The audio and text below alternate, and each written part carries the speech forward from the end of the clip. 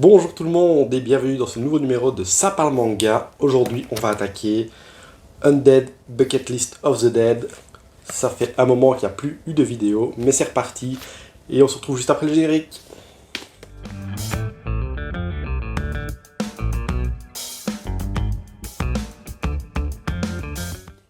Undead Bucket List of the Dead, donc 100 choses à faire avant de mourir, est le nouveau manga de chez Big Kana qui est sorti il y a quelques semaines chez nous.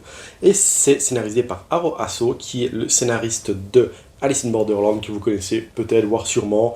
Gros carton sur Netflix, la série live, et le manga a cartonné aussi. Il était réimprimé il y a très peu de temps chez Delcourt, et il a son succès. Et ensuite, le dessinateur, c'est Kotaro Takata.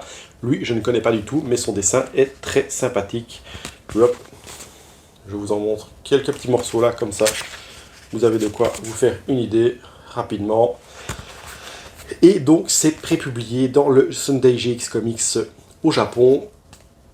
Et donc, on va passer maintenant qu'on a vu tout ce qui est technique dedans, on va passer à qu'est-ce que ça raconte. Donc, on va parler de l'histoire. C'est un comics, un manga what the fuck, action, humour, mais vraiment très cool. Je n'entendais rien du tout, mais j'ai plutôt apprécié. Je verrai sur mes impressions après, à la fin de la vidéo. Donc, qu'est-ce que ça raconte? On va suivre le jeune Akira Tendo qui a 24 ans.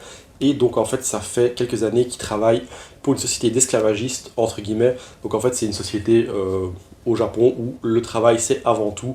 Il rentre quasi pas chez lui. Des fois, il travaille pendant 3 jours d'affilée non-stop sans rentrer chez lui. C'est une vraie machine. Toutes ces collections comme ça, ils sont limite contents de pas...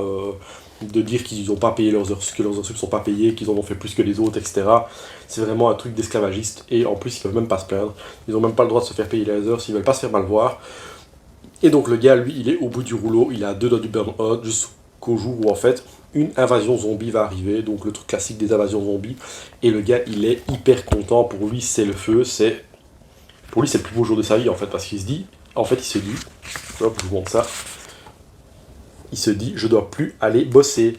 Donc le gars est comme un dingue, s'il doit plus aller bosser. Et donc on va suivre sa routine dans un monde post-apo où il va respirer, reprendre sa vie en main. Et d'ailleurs, dans une bonne partie du manga, vous allez limite avoir envie d'aller en fait dans ce monde post-apo. C'est pas genre les films de zombies où vous êtes oh mon dieu, c'est terrifiant, ça fait peur.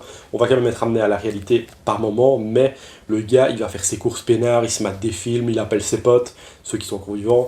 Il nettoie son appart, il fait des siestes l'après-midi, il fait la grasse mat, et vraiment le gars il est en kiff total. Ce sont ses premières vacances depuis quelques années, je sais plus si c'est 2 ans ou 4 ans.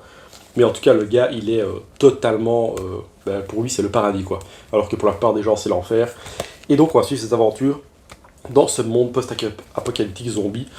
Et c'est vraiment une très bonne découverte, parce que le dessin est sympathique, l'histoire, elle change un peu. Donc, on est effectivement dans un survival horror, mais pas dans un truc classique, où le gars, il va flipper totalement et tout. Je vous dis, il va faire ses courses, il évite un peu les zombies tranquilles et tout. Il va rencontrer une fille. C'est vraiment banner, elle est sur la cover, elle est là. Donc, il va se trouver des amis, il va avoir un vieux pote à lui. C'est vraiment très. Un peu entre un mix, entre un road trip entre amis, plus. Sauf que pour le moment, il reste dans la ville, mais vous avez compris le concept. Et l'invasion zombie, mais qui est totalement mis en second plan, même si, comme je dis, par moment, vous allez être un peu ramené à la réalité. J'ai eu ça en le lisant. À un moment, j'étais, ah, en fait, c'est vachement cool ce monde. Et puis, je fais, ah ouais, peut-être pas tant que ça. Et voilà. Donc maintenant, on va passer à mes impressions. Est-ce que je vous le conseille ou pas? Alors, Undead Bucket List of the Dead, est-ce que ça vaut le coup ou pas? Clairement, pour moi, c'est un gros coup de cœur. Je vous le dis, j'en attendais rien du tout. Je l'ai vu, j'ai trouvé la couverture assez fun. Je me suis dit, pourquoi pas tester, voir ce que ça donne. Et franchement, ça a été le coup de cœur. Les dessins sont super sympas. Et l'histoire tellement décalée, où on est vraiment pris dans le quotidien du gars. Au début, on n'a vraiment pas envie d'avoir sa vie. Et puis, comme je vous l'ai dit précédemment, en fait, on se dit, ouais, pourquoi pas, en fait, c'est cool sa vie. Elle est bien mieux dans le monde des zombies, puis on va vite être rattrapé par la réalité. Il y a des nouveaux défis qui vont se mettre en place, etc. Le personnage est attachant, il se développe bien, et puis l'univers est très bien construit. Franchement, c'est rafraîchissant. En plus, il n'y a pas trop de prise de tête. On a envie de suivre la suite, mais sans qu'on ait une pression de ouf. Donc, c'est un big canal, il y a de la nudité, c'est moins de 16 ans. Ça reste, c'est pas du détube ou un truc gore pour du gore, c'est vraiment assez bien dosé. Et franchement, on passe un bon moment, il n'y a pas trop d'angoisse, juste on kiffe. Et des fois, ça fait du bien dans des mangas de pas avoir des trucs non plus trop prises de tête ou des trucs trop trash, parce que c'est pas du trash pour du trash, comme j'ai dit, c'est vraiment, moi, j'ai vraiment kiffé ce moment. J'ai vraiment aimé passer du temps avec Haro, Akira Tendo, pardon, Haro, c'est dans un monde manga.